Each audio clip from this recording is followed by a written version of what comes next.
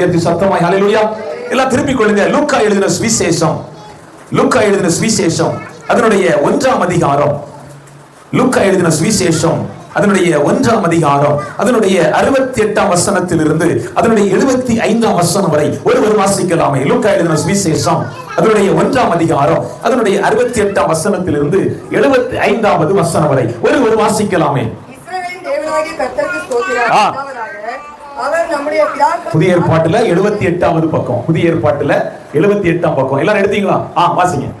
அவர் நம்முடைய பிதாக்களுக்கு வாக்குத்தத்தம் பண்ணின இரக்கத்தை செய்வதற்கும் தம்முடைய பரிசுத்த உடன்படிக்கையிலே நினைத்தருளி உங்கள் சத்துருக்களின் கைகளில் நின்று நீங்கள் விடுதலையாக்கப்பட்டு உயிரோடு இருக்கும் நாளெல்லாம் பயமில்லாமல் எனக்கு முன்பாக பரிசுத்தத்தோடும் நீதியோடும் எனக்கு ஊழியம் செய்ய கட்டளையிடுவேன் என்று பிதாவாகிய ஆபிரகாமுக்கு இட்ட ஆணையை நிறைவேற்றுவதற்கும் ஆதி முதல் கொண்டிருந்த தம்முடைய பரிசுத்த தீர்க்கதரிசிகளின் வாக்கினால் தாம் சொன்னபடியே தமது ஜனத்தை சந்தித்து மீட்டுக்கொண்டு நம்முடைய சத்துருக்களின் நின்றும் நம்மை பகைக்கிற யாவருடைய கைகளில் நின்றும் நம்மை ரட்சிக்கும்படிக்கு நம்முடைய தாசனாகிய தாவீதின் வம்சத்திலே நமக்கு இரட்சணிய கோப்பை ஏற்படுத்தினார். ஹல்லேலூயா. கரங்களை உயர்த்தி சத்தமாய் ஹல்லேலூயா. இங்க வேதம் எப்படியாக சொல்கிறது? தமது ஜனங்களை சந்தித்து மீட்டுக் கொண்டு நம்முடைய சத்துருக்களின் நின்றும் நம்மை பகைக்கிற யாவருடைய கைகளிலிருந்து நம்மை ரட்சிக்கும்படிக்கு பிதாவாகிய தேவன் குமாரனாகிய கிறிஸ்து இயேசுவை தாவீதின் சந்ததியிலே நமக்காக அனுப்பி இருக்கிறார். ஹல்லேலூயா. இன்னைக்கு செய்தியுடைய தலைப்பு என்ன அப்படின்னு கேட்டீங்கன்னா, அது லூக்கா எழுதின சுவிசேஷம் 1ஆம் அதிகாரம் அதனுடைய 74வது வசனத்தில் சொல்லப்பட்ட வார்த்தை, தமது ஜனங்களை சந்தித்து அவர் மீட்டுக் கொள்ளுகிறார். ஹல்லேலூயா. கரங்களை உயர்த்தி சத்தமாய் ஹல்லேலூயா. கரங்களை உயர்த்தி சத்தமாய் ஹல்லேலூயா. அவர் நம்மை மீட்டுக் கொள்ளும்படியாக இந்த இடத்தில் வந்திருக்கிறார். ஏனென்றால் இது நம்முடைய வாழ்க்கையில் ஒரு மீட்டுக் கொள்ளுகிற ஆண்டாய் இந்த நாளை கர்த்தர் அவர் கொடுத்திருக்கிறார். ஹல்லேலூயா. சொல்லுங்க, என்னை மீட்டுக் கொள்வார், என் குடும்பங்களை மீட்டுக் கொள்வார், என் சந்ததிகளை மீட்டுக் கொள்வார், என் தலைமுறைகளை மீட்டுக் கொள்வார். ஹல்லேலூயா. நான் 7 காரியங்களை சொல்லிக் கொடுப்பேன். எதிலிருந்தெல்லாம் கர்த்தர் நம்மை மீட்டுக் கொள்ள விரும்புகிறார் என்று சொல்லி உங்களுக்கு காண்பித்துக் கொடுத்து விட்டு நான் உங்களுக்கு ஜெபிக்கலாம் என்று விரும்புகிறேன். நம்மை பார்த்து மனிதர்கள் இப்படியாக சொல்லுவார்கள், உனக்கு வந்தது எனக்கு என்ன சொல்லிருக்காங்களா? யாராவது பார்த்து உனக்கு வந்தது எனக்கு, ஆண்டவர் சொல்லுகிறார்கள், உனக்கு வந்தது எனக்குரியது, நான் பார்த்துக் கொள்கிறேன். உலகத்தின் மனிதர்கள் உங்களை பார்த்து சொல்லுவார்கள், உனக்கு வந்ததா எனக்கு என்ன? ஆனா என் தெய்வம் சொல்கிறார், உனக்குரிய காரியங்களை என்னுடைய காரியமாக நான் எடுத்துக் கொள்கிறேன். தேவஜனங்களே, என்ன நோக்கத்தோடு வந்திருக்கிறீர்களோ அந்த காரியத்தை இந்த நாளிலே தேவ சமூகத்தில் வைத்து விட்டீர்கள். கலந்து சொல்லுங்கள். யாரும் விரும்புறீங்க? இந்த இடத்தில் வந்த யாரும் வெறுமையாய் போகக்கூடாது. கர்த்தர் அதை விரும்பவில்லை. மாறாக பூரண நன்மைகளை பெற்றுக் கொண்டவர்களாய், ஒருவேளை வியாதியோடு வந்திருக்கலாம், இல்ல பிரச்சனையோடு வந்திருக்கலாம், இல்ல போராட்டத்தோடு வந்திருக்கலாம். கர்த்தருடைய ஆவியானவர் சொல்கிறார், இன்றைக்கு அதை சமூகத்தில் நீங்கள் இறக்கி வைத்து விட்டு நலமுடன் சொல்லுங்கள், சுகமுடன் சொல்லுங்கள், பாரம் இல்லாமல் சொல்லுங்கள் என்று நீங்கள் ஆறுதலோடு சொல்லுங்கள் என்று கர்த்தருடைய ஆவியானவர் இந்த வேளையிலே பார்த்துக் கொண்டிருக்கிறார். ஹல்லேலூயா. ஒரு விஷயம் எல்லாரும் இருக்கிற சொல்ல மட்டும் கரங்களை உயர்த்தி அல்லையா சொல்லுங்க பாப்போம். அவ சிலருங்க இல்ல, சத்தம் வரலையா? இங்க இருக்கிறேன்னு சொல்றவங்க கையை தூக்கி முழுசா கையை தூக்க பார்ப்போம். எல்லாரும் கை இருக்குது, கொண்டு வந்திருக்கீங்க, ஆனா தூக்க மாட்டேன்னு இருக்கீங்க. சரி, அல்லேலூயா சொல்லுவோமா? ஹல்லேலூயா. கரங்களை உயர்த்தி சத்தமாய் ஹல்லேலூயா. சிலர் பாதி கைதான் கொண்டு வந்தீங்களோ, பாதி வீட்டுல வச்சு வந்தீங்களோ, அல்ல கவனிங்க. அல்லேலூயான்னு சொல்லுகிற நேரத்துல உங்கள் குடும்பத்தில் தேவன் ஒரு அற்புதங்களை செய்கிறார். அல்லேலூயாங்கிற வார்த்தைக்கு அத்தனை பவர் உண்டு. என்னது? ஆமா, எத்தனை வாட்ஸ் எல்லாம் தெரியாது, அத்தனை பவர் போறது. ஹல்லேலூயா. கரங்களை உயர்த்தி சத்தமாய் ஹல்லேலூயா. நல்ல கவனிங்க. தேவன் நம்மளை மீட்டெடுத்து நம்மளை ரட்சித்து ரட்சிப்பின் பாதையில் நம்மளை வழிநடத்தி நித்திய ஜீவனுக்குள் நம்மளை கொண்டு செல்ல வேண்டும் என்று விரும்புகிறார். ஆகவே கர்த்தருடைய ஆவியானவர் சொல்கிறார், நான் உங்களை மீட்டெடுக்க போகிறேன். ஹல்லேலூயா. அதாவது முதலாவது வாசிங்க, அப்போஸ்தலரின் நடவடிக்கைகள், அப்போஸ்தலர் நடவடிக்கைகள் அதனுடைய 8ஆம் அதிகாரம், அப்போஸ்தலர் நடவடிக்கைகள் அதனுடைய 8ஆம் அதிகாரம் அதனுடைய 21ஆம் வசனத்திலிருந்து ஒருவர் வாசிக்கலாமே. அப்போஸ்தலர் 8ஆம் அதிகாரம் அதனுடைய 21ஆம் வசனத்திலிருந்து, இந்த விஷயத்திலே உனக்கு பங்கும் இல்லை பாவமும் இல்லை. ஆகையால் நீ உன் துர்க்குணத்தை விட்டு மனம் திரும்பி தேவனை நோக்கி வேண்டிக் கொள். ஒருவேளை உன் இருதயத்தின் எண்ணம் உனக்கு மன்னிக்கப்படலாம். நீ கசப்பான பிச்சிலும் பாவ கட்டிலும் அகப்பட்டிருக்கிறதாக காண்கிறேன் என்றார். முதலாவது, பாவத்தில் கட்டப்பட்டிருக்கிற ஜனங்களை தேவன் மீட்டெடுக்க விரும்புகிறார். நல்ல கவனிங்க. இன்னைக்கு உலகம் முழுவதும் எங்கு பார்த்தாலும் பாவங்களால் நிறைந்திருக்கிறது. சிலர் புகையிலைக்கு தன்னை அடிமையாக்கி கொண்டு, சிலர் மதுபானத்திற்கு தன்னை அடிமையாக்கி கொண்டு நான் ஒரு வாலிபரிடத்தில் இப்படியாக கேட்டேன், வாலிபரே, உன்னுடைய வாழ்க்கையில் நீ எப்படி இதை பழகிக் கொண்டாய்? அந்த வாலிபர் என்னிடத்தில் சொன்ன ஒரு வார்த்தை, என்னுடைய நண்பர்களிடத்தில் நான் சேர்ந்த பொழுது அவர்கள் வேடிக்கையாக எனக்கு இதை பருக கொடுத்தார்கள். அதாவது விளையாட்டாக நான் இதை பருக ஆரம்பித்தேன். இன்றைக்கு அதை நான் விட்டுவிட வேண்டும் என்று விரும்புகிறேன், என்னால் முடியவில்லை என்று சொல்லி அந்த வாலிபன் தன்னுடைய குமுறலை வெளியே காண்பிக்கிறதை பார்க்க முடிகிறது. தேவ ஜனங்களே, இன்னைக்கு எத்தனையோ ஜனங்கள் பாவத்தில் கட்டப்பட்டவர்களாய் அதிலிருந்து விடுவிக்கப்பட வேண்டும் என்று விரும்புகிறார்கள். ஆனால் அவர்கள் விடுவிக்க கூடாதபடி சத்துருவானவன் அவர்களை பாவத்தில் கட்டி வைத்திருக்கிறார். இங்கே ஒரு மனிதனை குறித்து வேதம் சொல்கிறது, இவன் ரட்சிக்கப்பட்டவன், பாவத்தின் கட்டிலிருந்து விடுவிக்கப்பட்டவன். இவன் யார் தெரியுமா? இவருடைய பெயர் சீமோன். இவன் மாய வித்தைக்காரன். மந்திரவாதங்களினால் அநேக ஜனங்களை தன் வசம் இழுத்துக் கொண்டிருந்தவன். சுவிசேஷ வார்த்தையை கேட்டு தன்னுடைய வாழ்வை கர்த்தருக்கு அர்ப்பணித்து ஞானஸ்தானம் பெற்று ரட்சிப்பின் அனுபவத்தை பெற்றுக் கொண்டவன். அவனுடைய வாழ்க்கையில் திடீர்னு ஒரு எண்ணம் மாறுகிறது. அப்படி சொல்றான், தேவனுடைய வரங்களை பணத்தினால் பெற்றுக்கொள்ள வேண்டும் என்று விரும்பி அவன் சொல்கிறான், நான் இந்த பணத்தை கொடுத்து உன்னிடத்தில் இந்த வரத்தை பெற்றுக்கொள்ள வேண்டும் என்று விரும்புகிறேன். நான் யார் மேல் கை வைக்கிறனோ அவர்கள் பரிசுத்த ஆவியினால் நிரப்பப்பட வேண்டும் என்று சொன்னபொழுது அங்கே சீமோன் பேதுரு இப்படியாக சொல்கிறார், ஆகையால் நீ கசப்பான பிச்சிலும் பாவ கட்டிலும் அகப்பட்டிருக்கிறதாக காண்கிறேன் என்றான். நல்ல கவனிங்க, அதற்கு சீமோன் என்ன சொன்னான் பாருங்க, 24வது வசனம், நீங்கள் சொன்ன காரியங்களில் ஒன்றும் எனக்கு நேரிடாதபடிக்கு எனக்காக கர்த்தரிடத்தில் வேண்டிக் கொண்டால் மட்டுமே நம்முடைய பாவத்தின் கட்டுகள் அவிழ்க்கப்படும். அல்லேலூயா. நீ தேடி போகிற தெய்வம் உன்னை ஒரு நாள் ரட்சிப்பதில்லை, உன் கட்டுகளை அவிழ்ப்பதில்லை, பாவத்தில் உன்னை விடுவிப்பதில்லை. ஒரு பிரபலமான ஊழியக்காரருக்கு தினமும் சவரம் பண்ணுகிற ஒரு மனிதர் தினமும் கடந்து சொல்லுவார். அவரிடத்தில் ஒரு தவறான ஒரு பழக்கம், வெற்றிலை போடுகிற அனுபவங்கள். இந்த ஊழியக்காரர் இடத்தில் சொல்லி பார்த்தார். அவர் தேவனை அறியாத ஒரு மனிதன். அவர் சொன்னாராம், நான் நினைச்சேன், ஆனால் இந்த பழக்கத்தை நான் விட்டு விடுவேன், இந்த பாவ பழக்கத்தை விட்டு விடுவேன் என்று சொன்னாராம். உடனே அந்த ஊழியர் இப்படியாக சொன்னார், நீங்கள் நிறுத்துங்களேன் என்று சொல்லி. இவர் முயற்சி செய்து பார்த்தார், இவரால் நிறுத்த முடியவில்லை. உடனே இவரிடத்தில் வந்து சொன்னாராம், ஐயா, நான் நிறுத்தி விடலாம் நினைக்கிறேன், என்னால் முடியவில்லை. நன்கு கவனியுங்கள் தேவ ஜனங்களே. அந்த மனிதனை பார்த்து இப்படியாக சொன்னார், ஐயா, நீங்கள் எனக்காக ஜெபியுங்கள், கர்த்தர் என்னை விடுவிப்பார். அல்லேலூயா. அந்த நிமிடம் தானே அந்த மனிதன் அந்த பாவ பழக்கத்தில் இருந்து அந்த கட்டுகளில் அவன் விடுவிக்கப்பட்டான் என்று ஒரு சாட்சி சொல்லப்படுகிறது. அப்ப நம்ம பாவத்திலிருந்து யார் விடுவிக்க முடியும்? வானத்தையும் பூமியையும் உண்டாக்கின நமக்காக இறங்கி வந்த தாவீதின் வேரிலே மீண்டும் உதித்த இயேசு கிறிஸ்துவால் மட்டுமே நம் பாவங்களை நம்மை மீட்டெடுக்க முடியும். அல்லேலூயா. யாராகிலும் உங்க கணவர் அல்லது பிள்ளைகள் மதுபான வெறி கொண்டு போதை பொருளுக்கு அடிமையாக்கப்பட்டிருக்கின்ற ஒரு வேதனை வந்திருக்கிறீர்களா? கர்த்தருடைய ஆவியானவர் சொல்கிறார், இன்றைக்கு அந்த பாவத்தின் கட்டுகளில் இருந்து உங்கள் குடும்பத்தில் யாரா இருந்தாலும் அவர்களை தேவன் மீட்டெடுக்க போகிறார். கரங்களை உயர்த்தி தேவ ஜனங்களே, உங்கள் தேசத்திலே காணப்படுகிற எல்லா பாவத்தின் கொடுமைகளை கர்த்தருடைய ஆவியானவர் விலக்கி உங்களை மீட்டெடுக்க வேண்டிய காலங்கள் வந்து விட்டது. அல்லேலூயா. கவனியுங்கள் தேவ ஜனங்களே, முதலாவது தேவன் ஜனங்களை பாவத்தின் கட்டில் இருந்து மீட்டெடுக்க விரும்புகிறார். அல்லேலூயா. கரங்களை உயர்த்தி சத்தமாய் அல்லேலூயா. எல்லாம் வாசிங்க. சங்கீதம் 103 அவருடைய 12வது வசனம் இப்படியாக சொல்கிறது, நம் பாவங்களை தேவன் எப்படி மன்னிக்கிறார் என்றால், மேற்குக்கும் கிழக்குக்கும் எவ்வளவு தூரமோ அத்தனையாய் தேவன் நம் பாவங்களை மன்னித்து அவரிடமாக நம்மை சேர்த்துக் கொள்கிறார் என்று வேதம் சொல்லுகிறது. அல்லேலூயா. கரங்களை உயர்த்தி சத்தமாய் அல்லேலூயா. கிழக்குக்கும் மேற்குக்கும் எவ்வளவு தூரம் என்று யாருக்கும் தெரியாது. அவ்வளவாய் தேவன் நம் பாவங்களை மன்னிப்பதற்கு அவர் போதுமானவராக இருக்கு. எல்லாரும் ஒரு விசை கரங்களை உயர்த்தி, ஆண்டவரே, என் குடும்பத்தில் என் கணவர், அதாவது யாராகிலும் அந்த வேதனையோடு இருப்பாங்கன்னா, அந்த பாவத்தின் பிடியில் இருப்பார்களா, அவர்களுக்கு ஒரு நிமிஷம் கண்களை மூடி மன்றாடுங்க. பரிசுத்த ஆவியானவர் சொல்கிறார், இந்த இடத்தில் நீங்கள் மன்றாடுகிற பொழுது அந்த மன்றாட்டின் சத்தம் தேவ சன்னிதானத்தில் எட்டுகிறது, அது பதிலை கொண்டு வருகிறது. தேவ ஜனங்களை சொல்லுங்க, என்னுடைய வாழ்க்கையில என் பிள்ளைகள், சொல்லுங்க, என் பிள்ளைகள், என் கணவனார், இவருடைய குடும்பத்தார் யாராகிலும் இந்த பாவத்தின் பழக்கத்தில் இருப்பார்களானால் அவர்களை தேவன் விடுவிக்க முடியாது, மீட்டெடுக்க முடியாத இடத்திலே வந்திருக்கிறார் என வேதம் சொல்கிறது. ரட்சிப்பு கர்த்தருடைய, அவரால் வேறு ரட்சிப்பு இல்லை என்று வேதம் தெளிவாய் சொல்கிறது. தேவ ஜனங்களே, அல்லேலூயா. இரண்டாவது வாசிக்கலாம், யோவான் எழுதின சுவிசேஷம் 3ஆம் அதிகாரம். நல்லா கவனிங்க. நான் அப்படி கொஞ்சம் வேகமா கொஞ்சம் சுருக்கமா சொல்லிட்டு நான் கரெக்டா 8 மணிக்கு முடிக்கலாம் அப்படின்னு நினைச்சிருக்கிறேன். 8 மணிக்கு முடிக்கலாம் சொல்றாங்க கைதிகள் பேசுறோம். ஒரு 8:30 7:30 முடியும்னு சொல்றீங்களா நீங்க? நீங்க இருக்கிறத பார்த்தா இப்பவே முடிச்சா போதும் போல இருக்க. எத்தனை மணி முடிக்கலாம்னு சொல்லுங்க பாப்போம். 9 மணியா? 11 மணி ஆனாலும் பரவாயில்லன்னு சொல்றாங்க. அவங்க மட்டும் கைதுங்க. ஒரே ஒரு ஆள் மட்டும் தான் எல்லாத்தையும் கைதுங்க. சரி, நல்ல கவனிங்க. யோவான் எழுதின சுவிசேஷம் அதனுடைய 3வது அதிகாரத்தில் இயேசு கிறிஸ்து ஒரு கல்யாண வீட்டிற்கு செல்கிறார். எங்க போறாரு? கானா ஊர் கல்யாண வீட்டிற்கு செல்கிறார். அங்க என்ன குறைபட்டதுன்னா, திராட்சை ரசம் குறைவுபட்டது. எந்த ஊர்ல? கானா ஊர் கல்யாண வசனம் வாசிங்க. 1வது வசனம். கல்லியவில் உள்ள கானா ஊரிலே கல்யாணம் நடந்தது. இயேசுவின் தாயும் அங்கே இருந்தார். இயேசுவும் அவருடைய சீஷரும் அந்த கல்யாணத்துக்கு அழைக்கப்பட்டார்கள்.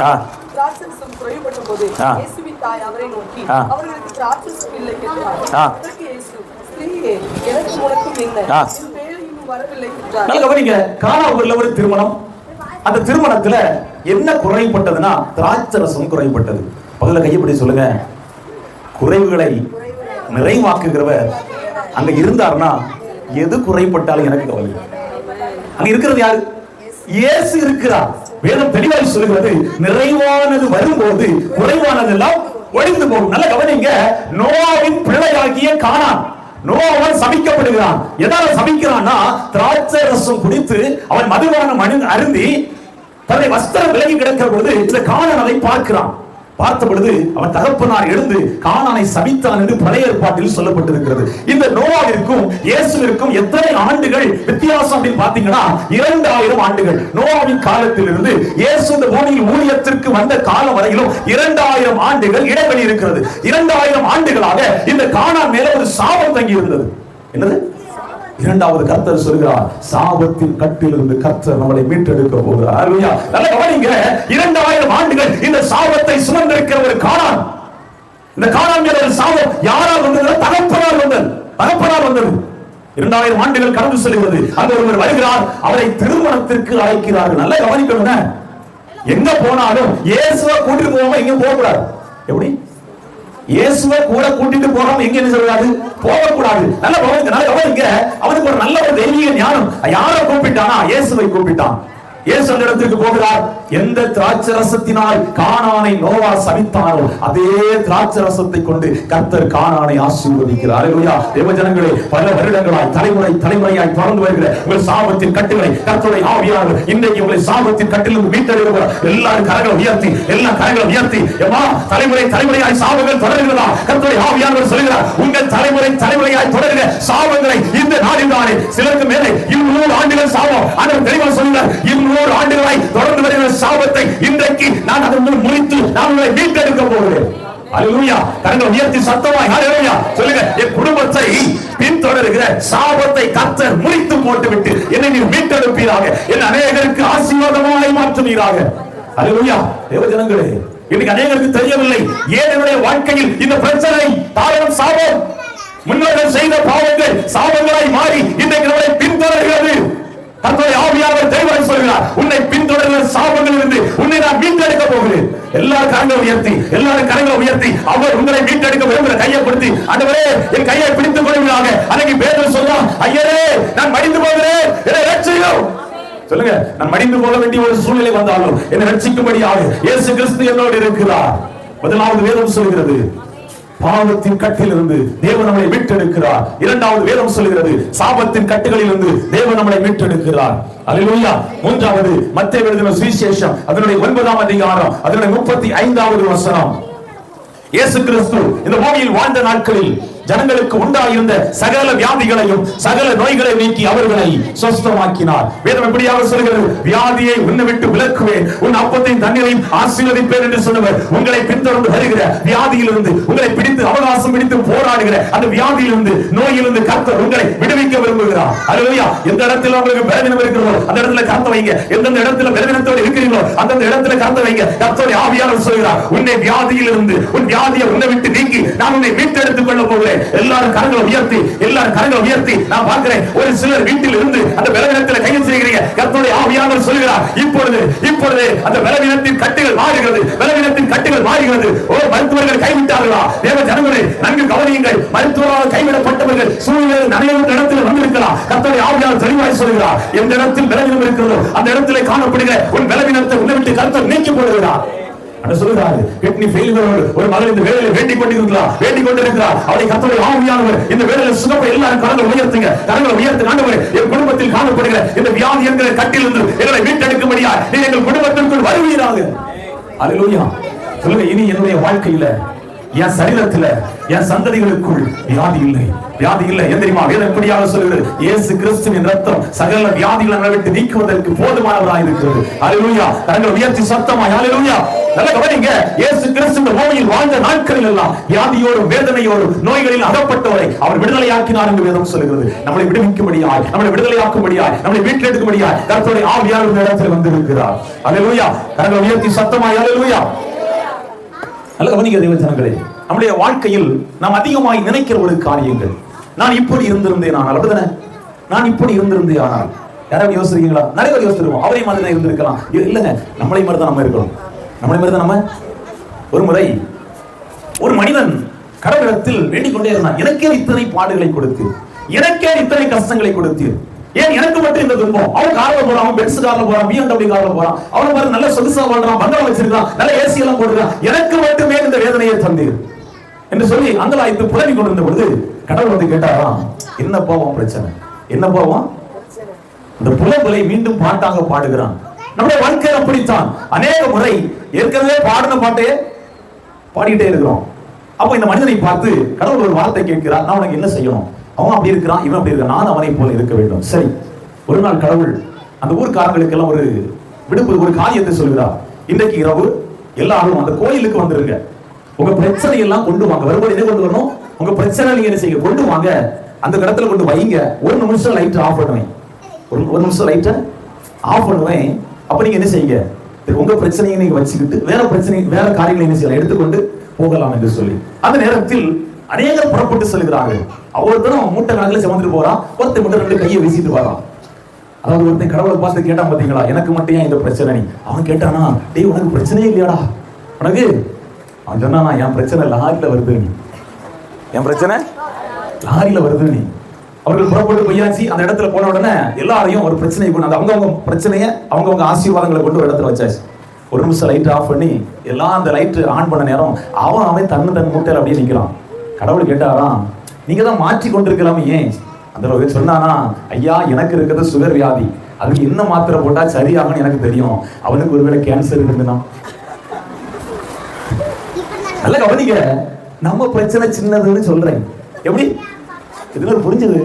எல்லாருக்கும் புரிஞ்சு அப்படிதானே? அதனால அவனை பார்த்து பொறாமப்படாதுங்க. அவன் நம்மளை பார்த்து பொறாமப்பட படுத்த உடனே தூங்கிறான், நல்லா சாப்பிடுறான். இதுல புரியுது, நல்லா சாப்பிட்டு தூங்குறீங்களா, நீங்க தான் ஆசீர்வதிக்கப்பட்டவர்கள். அல்லேலூயா. இவன் பணம் வச்சிருக்கல, சாப்பிட முடியலமா? அவன் நினைச்ச பொருள் அவனால நினைச்ச முடியல, சாப்பிட முடியல, நினைச்ச நேரம் நினைச்ச இடத்துக்கு போக முடியல. நம்ம அப்படி இல்லை, எங்கனாலும் போறோம், எங்கனாலும் வாரோம். தாரத்தை சாப்பிட்டுட்டு பாயில படுத்தாலும், தரையில படுத்தாலும், மண்ணில படுத்தாலும் படுத்து நிம்மதியா என்ன செய்யணும், தூங்கிடும். அல்லேலூயா. அதனால அடுத்தவங்களை பார்த்து நான் அப்படி இருக்கலாம் ஒரு நாள் என்ன செய்யாதுங்க, நமக்கு மேல அவனுக்கு பிரச்சனை வந்துடும், நமக்கு மேல அவனுக்கு பிரச்சனை. நல்ல கவனிங்க, இங்க வேதம் தெளிவாய் சொல்லுகிறது, நம்முடைய சுக வாழ்வை கர்த்தர் இன்றைக்கு தொழில்விட பண்ணுகிறார். அல்லேலூயா. வியாதியோடு வந்திருக்கிறீங்களா, பிரச்சனையோடு வந்திருக்கிறீங்க, இன்றைக்கு நம்ம வாழ்க்கையில் கர்த்தர் ஒரு தொழில் வாழ்வை கர்த்தர் கட்டளையிடுகிறார். அல்லேலூயா. ஒரு சுக வாழ்வு இன்றைக்கு தொழில்கிறது. அல்லேலூயா. பட்டு போன வாழ்க்கை கர்த்தர் மீண்டும் தொழில்விட பண்ண போகிறார். கரங்களை உயர்த்தி சத்தமாய் அல்லேலூயா. அல்லேலூயா. நான்காவது மார்க் எழுதின சுவிசேஷம் அதனுடைய 7ஆம் அதிகாரம், மார்க் எழுதின சுவிசேஷம் அதனுடைய 7ஆம் அதிகாரம் அதனுடைய 25ஆம் வசனத்தில் ஒரு வாசிக்கலாமே. மார்க் எழுதின சுவிசேஷம் அதனுடைய 7ஆம் அதிகாரம் அதனுடைய 25ஆம் வசனத்திலிருந்து. ஒரு ஸ்திரீ அவரை குறித்து கேள்விப்பட்டு வந்து அவர் பாதத்தில் விழுந்தாள். அந்த ஸ்திரீ சிரபனிக்கியா தேசத்தாளாகிய கிரேக்க ஸ்திரீயாய் இருந்தாள்.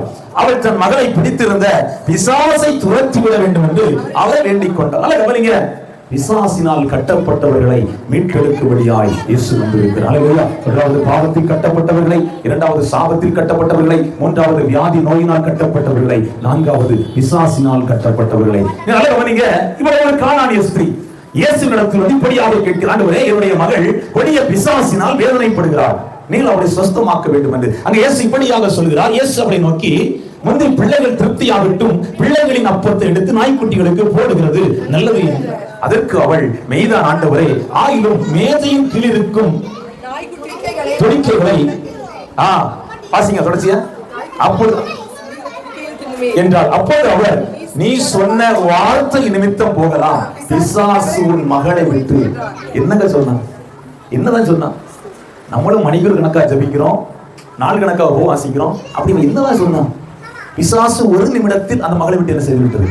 அவ சொல்றா, நான் நாயா இருந்தாலும் பரவாயில்ல, எனக்கு அற்புதத்தை செய்து தன்னை தாழ்த்துகிறாளுங்க. இயேசுவிடத்தில் சொல்கிறாள், பரவாயில்லப்பா, அந்த மேஜிலிருந்து விழுகிற துணிக்கைகளை நாய் தின்னுமே. எத்தனை பேருக்கு தெரியும் எனக்கு தெரியல.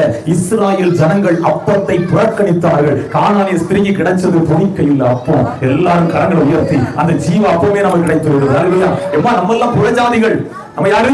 இஸ்ராயேல் ஜனங்களுக்காகவே தேவன் இந்த பூமியில் வந்தார். ஆனா அவங்க அன்னைக்கு புறக்கணிச்சதுனால நம்மை கர்த்தர் அவருடைய பிள்ளைகளாய் மாற்றி வைத்திருக்கிறார். அல்லேலூயா. இங்க வேதம் தெளிவாய் சொல்கிறது, பிசாசின் கட்டில் அகப்பட்டவரை மீட்டெடுக்கும்படியா இயேசு வந்திருக்கிறார். அல்லேலூயா. கரங்களை உயர்த்தி சத்தமாய் அல்லேலூயா. வாசிங்க லூக்கா எழுதின சுவிசேஷம் அதனுடைய 7ஆம் அதிகாரம். லூக்கா எழுதின சுவிசேஷம் அதனுடைய 7ஆம் அதிகாரம் அதனுடைய 11வது வசனத்திலிருந்து ஒரு வாசிக்கலாமே.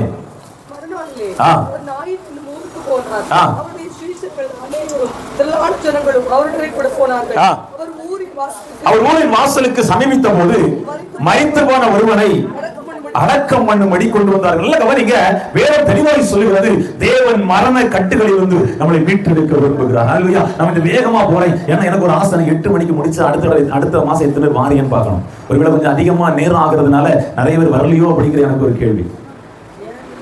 6:45 ஆரம்பிப்போம், சரி 8 மணிக்கு என்ன செய்வோம், முடிச்சுவோம். சரியா? அதனால அடுத்த இங்க வரும்போது இன்னும் அநேகர் என்ன செய்திருப்பாங்க, அழைத்துக் கொண்டு நல்ல கவனிக்க தேவ ஜனங்களே. வேதம் தெளிவாய் சொல்கிறது, நாயின் ஊரில் இயேசு உள்ளே பிரவேசிக்கிறார். பிரவேசிக்கிற நேரத்தில் தகப்பனை இழந்த ஒரு மகன் மரித்து போனான். அந்த ஸ்திரீ ஒரு விதவை, கணவனார் இல்லை. இவன் பிள்ளை பறிகொடுத்து விட்டார். இயேசு நடந்து வருகிறார், தன்னுடைய சீஷர்களோடு அவருடைய தாயார் அழுது கொண்டு வருகிறார். அங்க வேதம் இப்படியாக சொல்லுகிறது, அவருடைய 12வது வசனம் வாசிங்க. அவர் ஊரின் வாசலுக்கு சமீபித்த போது மரித்து போன ஒருவனை, அவன் தன் தாய்க்கு ஒரே மகனாய் இருந்தான். கைப்பெண் அப்படின்னா அவன் கணவன் இல்லை, விதவையாய் இருந்தாள். வாசிங்க. கர்த்தர் அவளை பார்த்து அவள் மேல் மனம் உருகி அழாதே என்று சொல்லி கிட்ட வந்து பாடையை தொட்டார். அதை சுமந்தவர்கள் நின்றார்கள். அப்பொழுது அவர், வாலிபனே எழுந்திரு. மரித்தவன் எழுந்து சத்தமாய் அல்லேலூயா.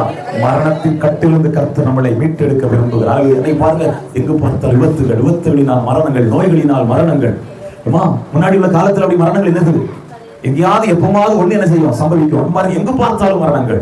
எங்க ஊர் அருகாமையில் ஒரு பையன் குளிக்க கிணத்துக்கு சென்றான், திடீரென்று மரித்து விட்டான். பலர் பலவிதமாய் சொன்னார்கள், பேய் அடிச்சுக்கலாம் சொன்னாங்க.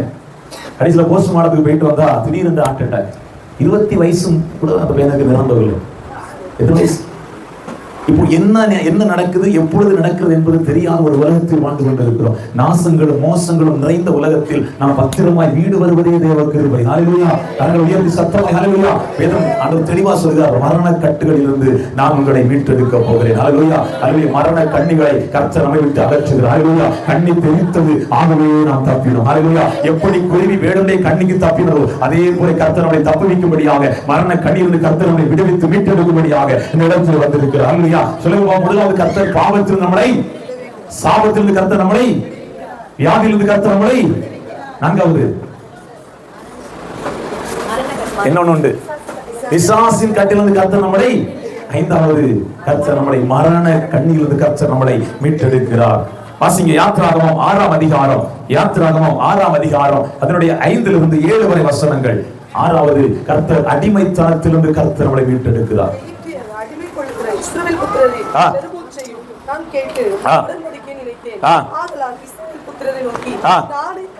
நானே கர்த்தர் உங்கள் மேல் எகிப்தியர் சுமத்தின சுமையை நீக்கி நான் உங்களை விடுவித்து உங்களை அவர்கள் அடிமைத்தனத்திற்கு நீங்களாக்கி, எப்படி ஓங்கிய கையினாலும் மகா தண்டனையினாலும், நல்ல கவனிங்க, எப்படி மீட்க போறாராம், ஓங்கிய கைகளினால். ஹல்லேலூயா. எல்லாம் கரங்களை உயர்த்தி அடிமைத்தனத்திலிருந்து கர்த்தர் மீட்டெடுக்க போகிறார். நம்ம சந்ததி யாருக்கு அடிமை இல்லை, நம்ம யாருக்கு அடிமை இல்லையா? இந்த கரம் கொடுக்கிற கரம், யார் இடத்தில் வாங்குகிற கரம் இல்லை. இந்த கரம் இனி யாருக்கும் அடிமைப்படுவதில்லை. சொல்லுங்க, கரங்களை உயர்த்தி, நாங்கள் யாருக்கும் அடிமை இல்லை, நாங்கள் சுயாதீனர்கள். ஹல்லேலூயா. நாங்கள் நம்முடைய பிள்ளைகள், நாங்கள் யாருக்கும் அடிமைகள் அல்ல.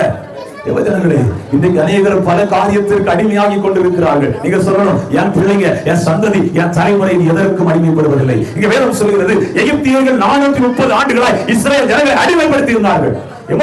அடிமைக்கு விலை கிடையாது. அவர் சொல்றதை கேட்டுதான் வர வேண்டும். அடிச்சாங்க அடிபட்டு வேணும், ஒன்னா செலுத்த வேண்டியது வழி இல்ல.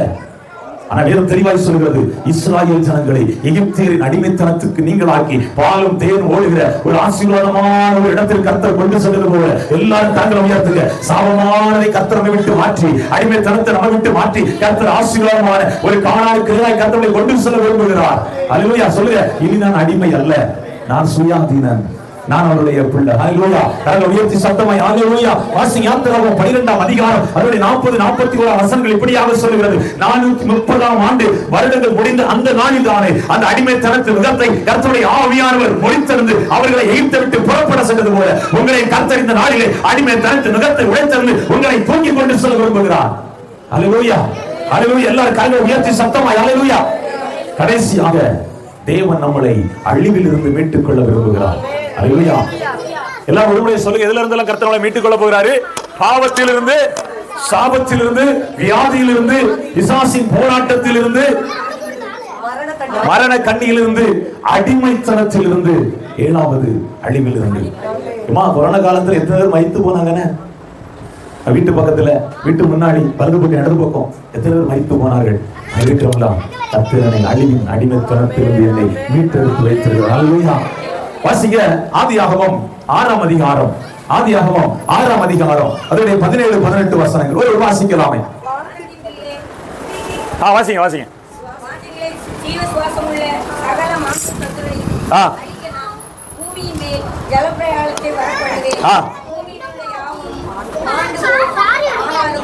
பூமியினுடைய யாவும் ஆண்டு போகும், ஆனாலும் உன்னுடைய உடன்படிக்கை ஏற்படுத்துவேன், நீயும் உன்னுடைய கூட நல்ல கவனிக்கணும், உன் குமாரரும் உன் மனைவியும் உன் குமாரரின் மனைவிகளும் பேழைக்குள் பிரவேசியுங்கள். அந்த 7ஆம் அதிகாரம் அந்த 7வது வசனம் வாசிங்க.